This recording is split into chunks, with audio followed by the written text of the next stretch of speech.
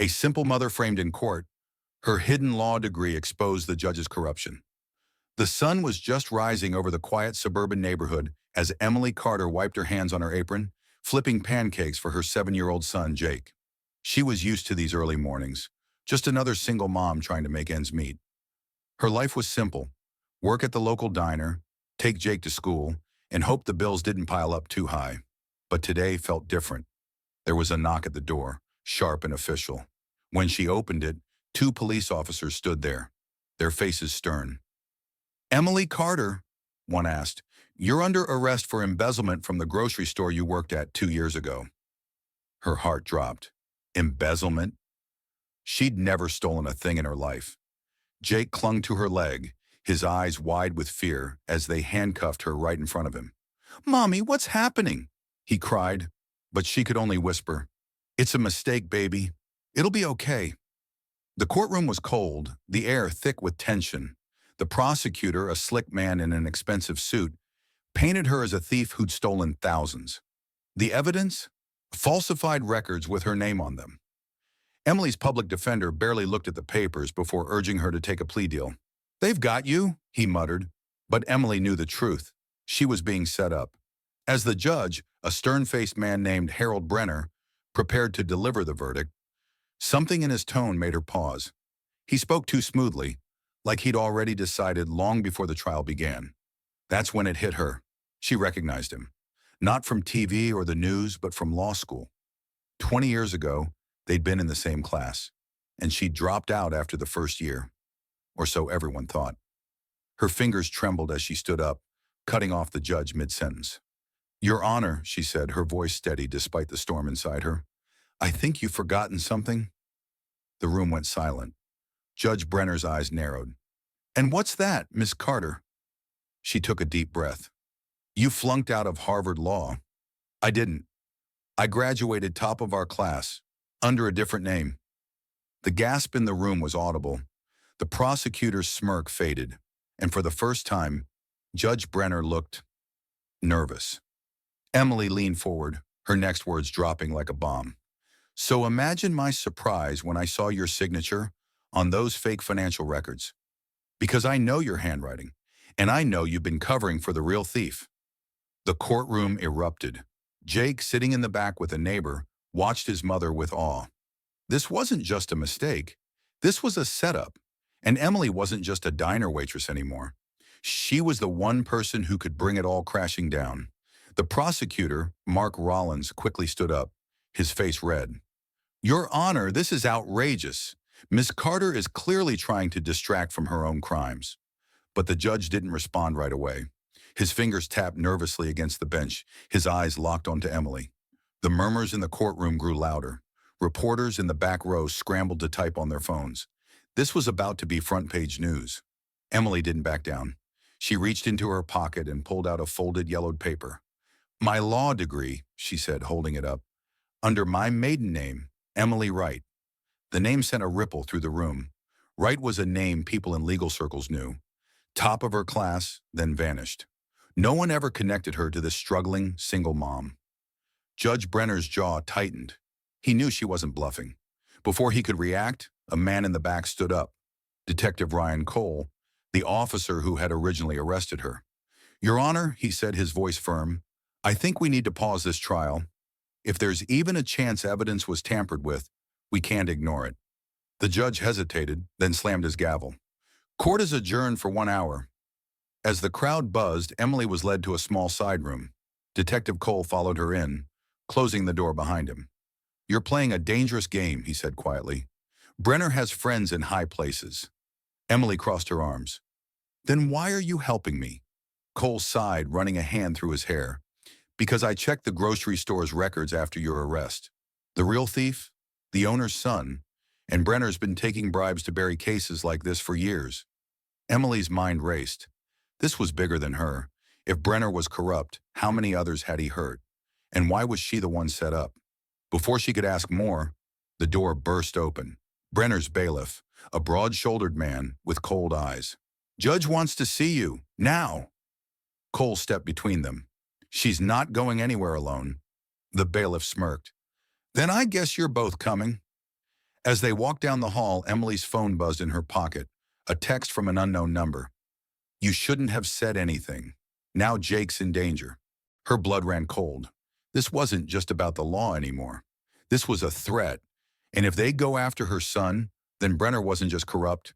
He was desperate. And desperate men were the most dangerous of all. Emily's hands shook as she gripped the phone, her mind spinning. Jake was supposed to be safe with Mrs. Thompson, their elderly neighbor. But if these people knew where he was, Detective Cole noticed her panic. What's wrong? He whispered. She showed him the text and his expression darkened. We need to get out of here, now. He grabbed her arm, subtly steering her away from the bailiff. The man turned, suspicion flashing in his eyes. Where do you think you're going? Cole didn't hesitate. He swung hard, knocking the bailiff off balance before shoving him into a supply closet and locking the door. Run! He barked at Emily. They sprinted down the courthouse hallway, ignoring the shouts behind them. Bursting through a side exit, they spilled into an alley, the cold air hitting Emily's face like a slap. We need to get to Jake, she gasped. Cole nodded, pulling out his keys. My car's 2 blocks over. They took off, weaving through back streets, every shadow feeling like a threat. Emily's heart pounded. What if they were already too late? When they reached Cole's unmarked sedan, he threw it into gear and sped toward her neighborhood. Emily dialed Mrs. Thompson's number. No answer. Her stomach twisted. Faster, she urged. As they screeched to a stop outside her house, Emily didn't wait for the car to fully stop. She flung the door open and ran up the porch steps, Cole close behind. The front door was slightly ajar. Jake, she called, pushing inside. The living room was a mess, overturned chairs, a shattered vase. Mrs. Thompson lay slumped on the couch, groaning, her forehead bleeding. Men took him, she whispered. Said they'd give him back if you stopped talking. Emily's vision blurred with rage. This wasn't just about exposing Brenner anymore. This was war. Cole was already on his phone, calling for backup, but Emily grabbed his arm. Number, they'll kill him if we bring cops. She took a shaky breath. I know where they'll take him. Cole frowned. How? Emily's voice was ice. Because the grocery store's owner? His son was in my law class too, and he owns a hunting cabin upstate. She met Cole's gaze. They're not hiding. They're waiting for me. Cole cursed under his breath. Then we go in silence, and we don't play fair. Emily nodded, already moving. Because if they wanted a fight, they'd get one. And Brenner had no idea how far a mother would go. The tires of Cole's car kicked up gravel as they sped toward the dense woods of upstate New York. Emily's fingers dug into the seat, her mind replaying Jake's laugh, his small hands clutching hers, anything to keep the terror at bay. The GPS blinked steadily, 10 miles to destination. Cole glanced at her. Are you sure about this?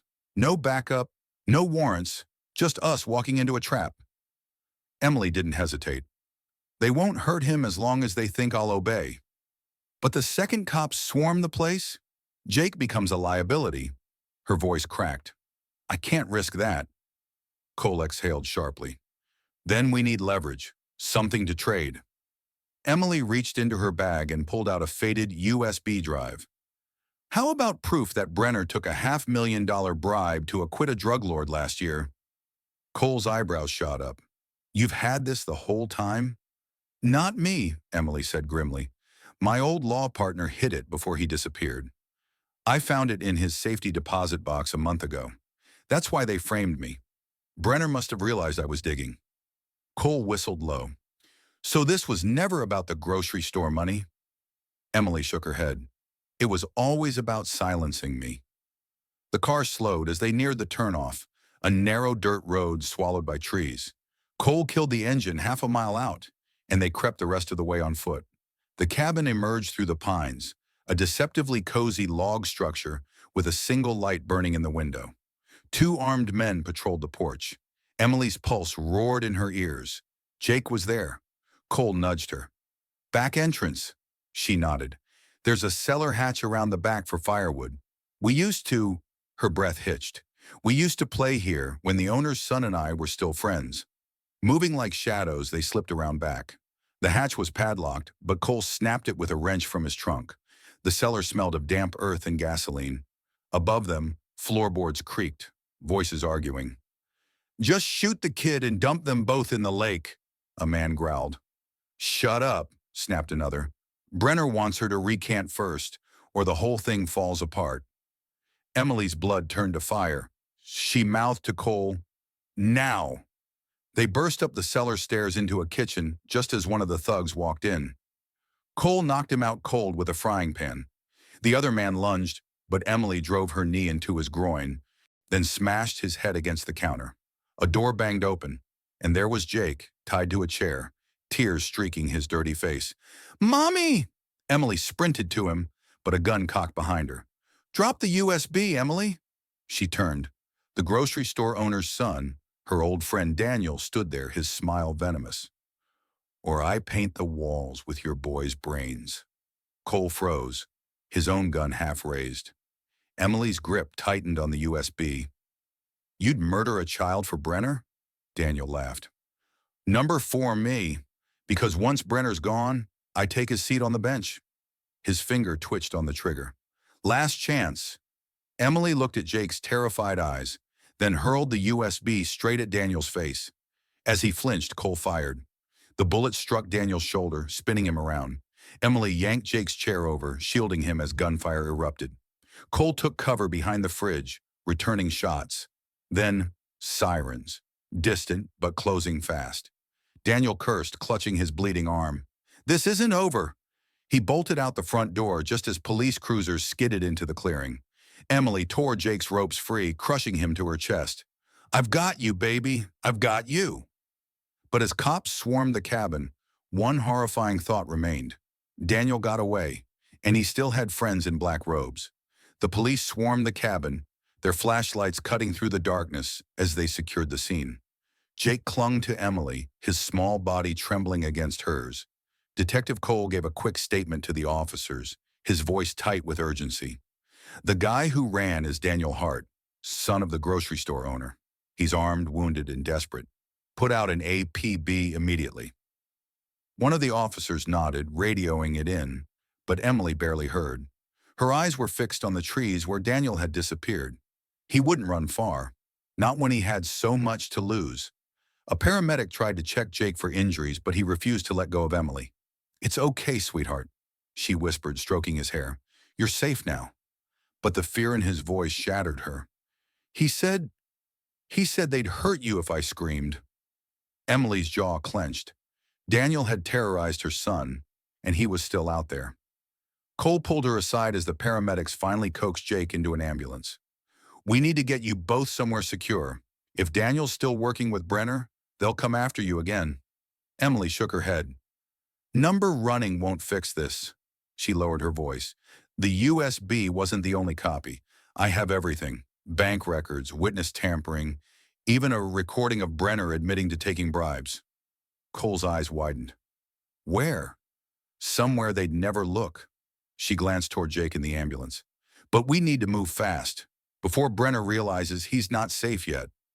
Just then, an officer jogged over, his face grim. "Detective Cole?" "We just got a call from the courthouse. Judge Brenner's dead. Apparent suicide." Emily froze. That wasn't possible. Brenner would never take the easy way out, not when he had power, connections, a way to weasel out of consequences. Cole muttered a curse. "They're covering their tracks. If Brenner's gone, they'll pin everything on him and disappear." Emily's mind raced. Daniel had fled. Brenner was dead. The trail was collapsing, but she still had one card left to play.